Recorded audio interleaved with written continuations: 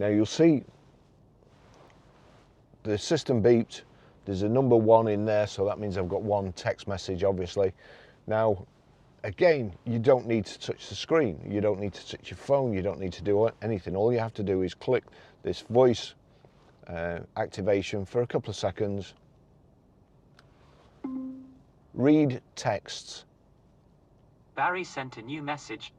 Just testing the Apple CarPlay in this 2018 Skoda Fabia. Would you like to reply? No, thank you. Those are all your messages.